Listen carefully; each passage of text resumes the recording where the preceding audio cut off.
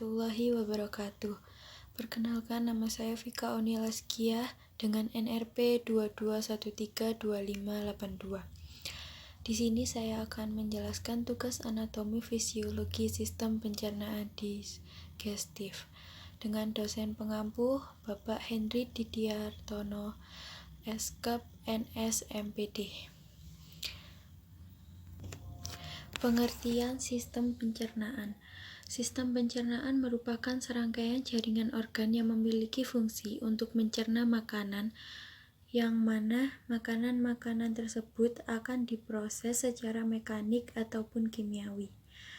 Fungsi sistem digestif adalah yang pertama menyimpan makanan dan cairan yang tertelan, yang kedua mencampur makanan dan cairan pencernaan, yang ketiga untuk memecah nutrisi, yang keempat untuk eliminasi, yang kelima sisa metabolisme yang sudah tercerna. Anatomi sistem pencernaan. Anatomi sistem pencernaan terbagi jadi dua. Yang pertama saluran pencernaan. Saluran pencernaan ada rongga mulut, faring, esofagus, lambung, usus halus, usus besar, rektum, dan anus. Sedangkan organ tambahan yaitu gigi, lidah, kandung empedu, hati, pankreas, kelenjar, getah lambung, hati, pankreas, getah usus, ludah. Rongga mulut. Pengertian rongga mulut. Mulut adalah rongga yang berada di antara pipi, bibir, lidah, tenggorokan, dan langit-langit mulut. Mulut atau rongga mulut merupakan pintu masuk dari traktus gastrointestinal, tempat permulaan bagi proses digestif magnesis, yaitu dengan cara mastikasis atau mengunyah, dan juga proses digestif kimiawi melalui enzim yang terdapat dalam saliva. Fungsi rongga mulut sendiri adalah yang pertama, jalur bagi keluar masuknya udara, yang kedua, menjadi gerbang utama bagi makanan dan minuman untuk masuk ke dalam tubuh. Yang ketiga, berperan penting dalam menunjang aktivitas berbicara. Batas-batasan mulut. Yang pertama, bagian depan rongga mulut atau oral cavity dibatasi oleh bibir. Bagian atas dibatasi platum, drum, hingga platum mole.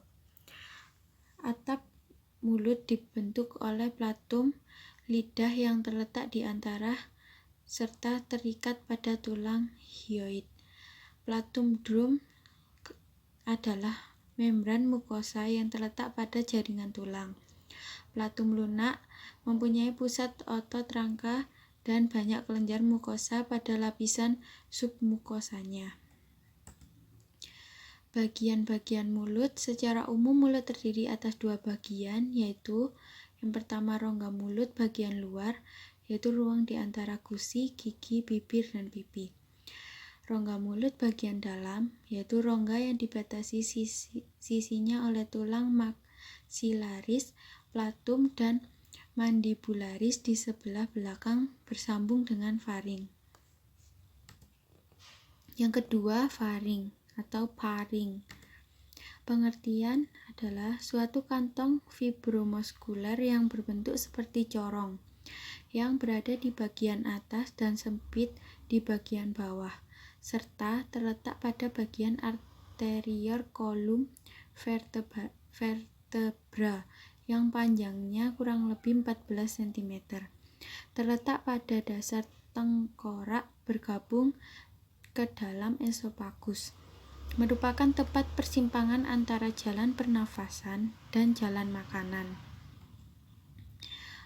Fungsi faring adalah berperan dalam sistem pernafasan, sistem pencernaan, juga dalam proses berbicara. Berbagai penyaluran makanan dari mulut ke kerongkongan.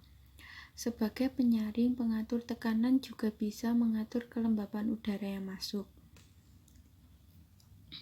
Sebagai penyaring pengatur tekanan juga bisa mengatur kelembapan udara yang masuk. Mengatur tekanan udara antara lingkungan dalam telinga dan lingkungan luar tubuh. Tempat rangsangan bersih terjadi untuk mengeluarkan benda asing. Struktur lapisan faring. Yang pertama, lapisan mukosa. Sifat lapisan ini bersifat kuat dan elastis.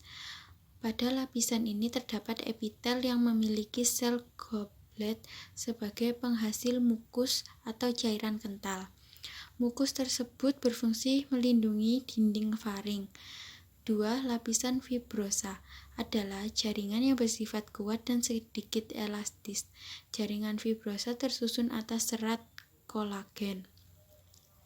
Yang ketiga, lapisan muskular atau otot. Otot pada lapisan ini adalah otot sirkular atau melingkar dan otot longitudinal atau memanjang. Kontraksi kedua otot tersebut akan menggerakkan makanan ke bagian pencernaan berikutnya. Bagian-bagian faring, yang pertama nasofaring, yang kedua orofaring, yang ketiga laringofaring. Nasofaring merupakan bagian faring yang terletak berada pada bagian belakang rongga hidung. Nasofaring hanya dapat dilalui udara. Ukuran lebar dan panjang nasofaring berkisar antara 2-4 cm. Terdapat dua struktur penting pada nasofaring. Yang pertama, tuba eustachius, yaitu struktur yang menghubungkan telinga tengah dengan nasofaring, yang berfungsi untuk mengatur tekanan udara dalam telinga dan lingkungan luar tubuh. Tabung tersebut hanya akan terbuka saat menelan, bersin, menguap, dan menggerakkan rahang pada posisi tertentu. Yang kedua, tonsil adenoid, yakni massa berlobus berupa jaringan limfoid yang berada di bagian langit-langit mulut, yang berfungsi untuk melawan bakteri atau organisme berbahaya masuk melalui hidung dan mulut. Selain itu juga dapat menghasilkan antibodi untuk melawan infeksi. Kedua, orofaring. Orofaring adalah bagian dari faring yang berada di belakang rongga mulut. Orofaring bisa dilewati udara dan makanan sehingga berperan dalam sistem pernafasan dan sistem pencernaan. Orofaring mempunyai klep yang disebut epiglotis yang fungsinya mengatur makanan agar tidak masuk ke saluran pernafasan. Pada bagian dinding lateral atau bagian kanan dan kiri terdapat tonsil palatina yang merupakan massa jaringan limfatik. Fungsi tonsil adalah melindungi dari infeksi. Yang ketiga, laringofaring merupakan bagian paling akhir dari faring, merupakan tempat pertemuan saluran pernafasan dan saluran pencernaan, sehingga mampu dilewati udara dan juga makanan. Yang ketiga, esofagus. Pengertian esofagus, saluran muskuler yang menyalurkan makanan dari paring menuju gaster. Panjangnya sekitar 2-30 cm dengan lebar 2 cm. Memanjang setinggi vertebra cervicalis VI dan cartilago cricoidea sampai vertebrata carticolis 10-12. Esofagus neonatus relatif lebih panjang daripada esofagus dewasa, mulai dari vertebrata cervicalis 3-4. Fungsi esofagus yang pertama, menyalurkan makanan dari mulut ke lambung, merupakan fungsi dasar esofagus atau kerongkongan sebagai pipa penyalur makanan dari mulut ke lambung. Yang kedua, menghasilkan gerak peristaltik. Terdapat otot-otot yang menghasilkan gerak peristaltik sehingga dindingnya berkontraksi dan secara perlahan makanan terdorong masuk ke lambung. Yang ketiga, mencegah laju isi dan cairan lambung dengan adanya penyempitan sfinkter di kerongkongan, maka dapat mencegah masuknya cairan lambung ke kerongkongan akibat kadar asam lambung yang meningkat. Struktur esofagus atau kerongkongan tersusun atas 4 lapis dinding. Lapisan pertama, lapisan serosa, kedua lapisan otot, ketiga lapisan submukosa, keempat lapisan mukosa. Bagian-bagian esofagus. Dalam struktur jaringan esofagus, kerongkongan dibagi menjadi 3 bagian, diantaranya 1. Bagian superior, sepertiga atas esofagus. Sebagian besar otot penyusun esofagus pada bagian superior adalah otot rangka, di mana otot rangka bekerja secara sadar atau bisa dikendalikan. Yang kedua, bagian tengah. 2/3 tengah esofagus terdiri dari otot campuran dan dari otot rangka dan otot halus. Ketiga, bagian inferior. 3/3 bawah esofagus. Otot penyusun bagian inferior adalah otot halus yang bekerja tanpa sadar atau tidak bisa dikendalikan. Keempat, gaster atau lambung. Gaster merupakan bagian dari traktus gastrointestinal pertama yang berada di intraabdominal.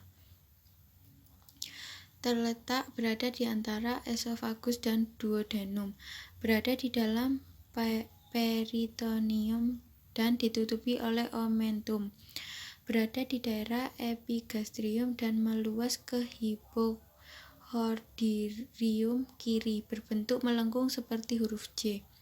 Oblik sama dengan miring atau melintang dari kiri ke kanan menyilang di abdomen atas tepat di bawah diafragma.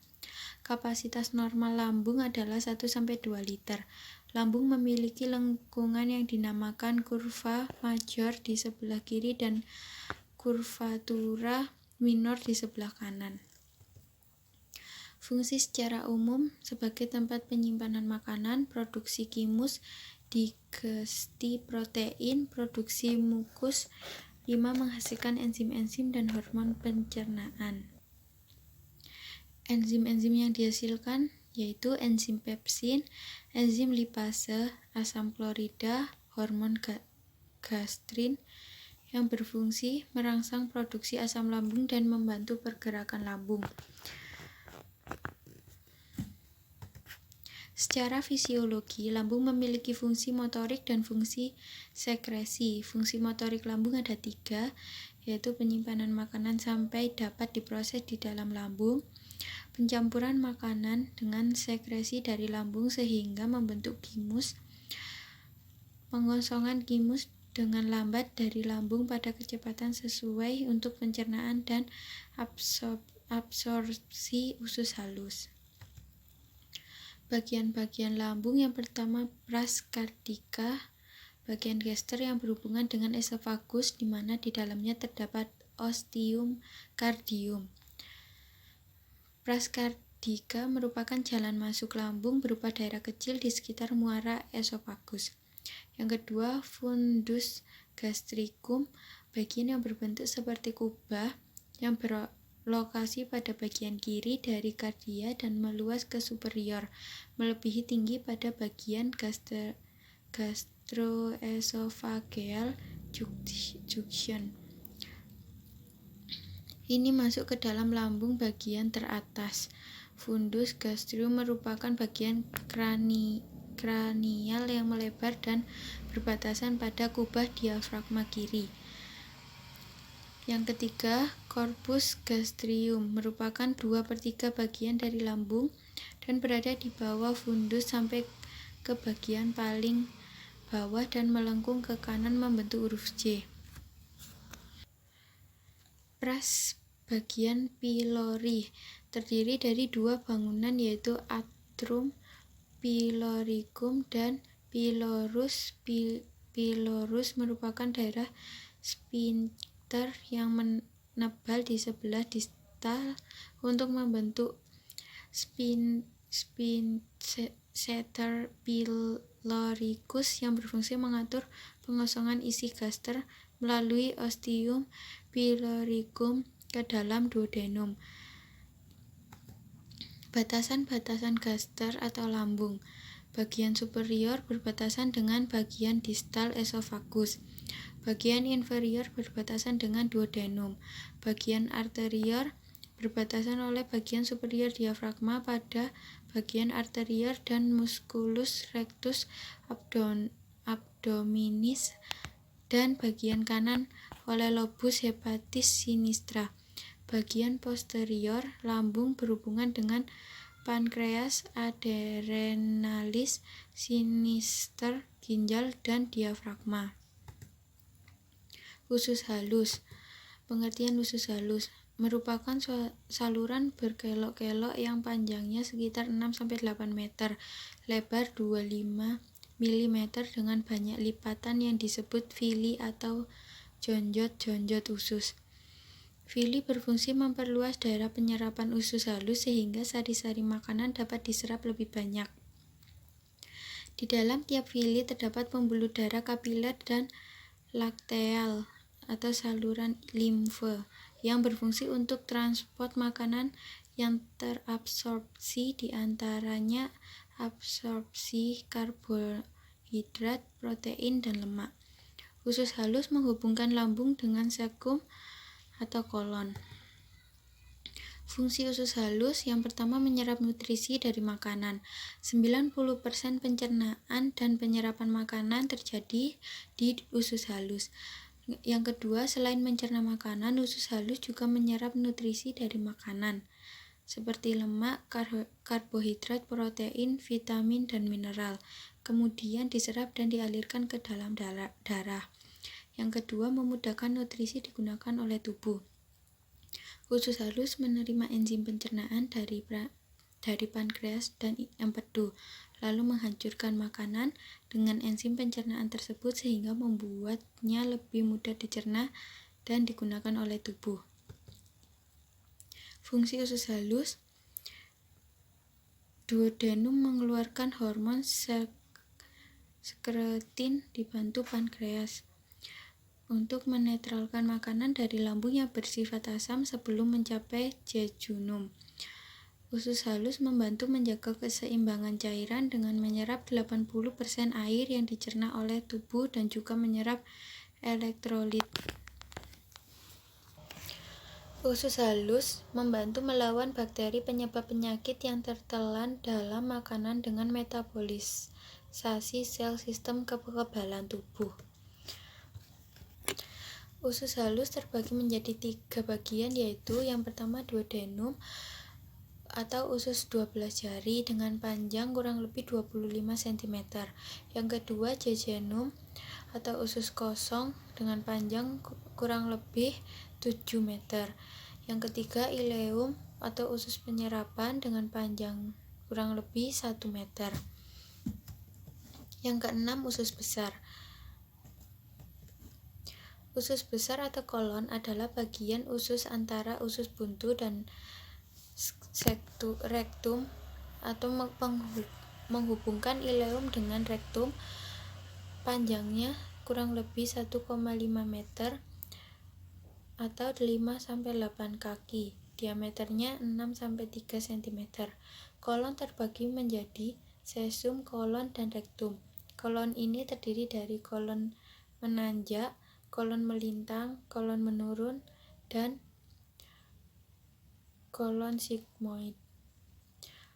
Kolon ascendens bagian awal yang akan dilewati oleh sisa pencernaan dari usus kecil terletak di sisi kanan tubuh, memanjang dari sektum ke atas.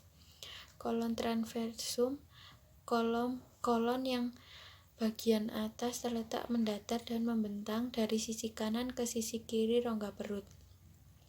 Kolon descendens terletak di sisi kiri usus besar, memanjang dan melengkung di limpa ke bagian kolon sigmoid, dan kolon sigmoid bagian terakhir kolon sebelum sisa pencernaan masuk ke rektum.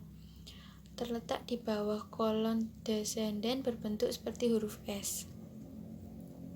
Fungsi usus besar yang pertama menyerap nutrisi dan air dari makanan minuman yang kita konsumsi, mengolah sisa makanan dan minuman dengan bantuan bakteri baik di dalam usus, Bakteri ini berfungsi mensintesis bagian vitamin dan melindungi usus dari bakteri berbahaya, membentuk atau mengubah tinja dari cairan menjadi padat, menyerap zat empedu, sisa-sisa empedu yang masih terdapat pada makanan yang telah dicerna akan diserap kembali oleh usus besar, menyimpan tinja yang akan dibuang, membuang tinja keluar dari tubuh. Usus besar memiliki tambahan usus yang disebut umbai cacing. Peradangan pada usus tambahan tersebut disebut appendicitis atau usus buntu. Panjangnya kurang lebih 18 mm, mengandung banyak jaringan limfe, letaknya dapat di belakang, di bawah, di depan segum, atau dapat juga di depan atau belakang dari ujung ileum. Segum atau bagian yang berhubungan dengan ileum. Produk bakteri dalam kolon yang pertama, bakteri mencerna sejumlah kecil selulosa, vitamin K, kobalamin atau vitamin B12, tiamin atau vitamin B1, riboflavin atau vitamin B2, gas dalam flatus terutama gas karbon dioksida, hidrogen, dan metan. Yang ketujuh, rektum. Anatomi rektum dan fungsi rektum.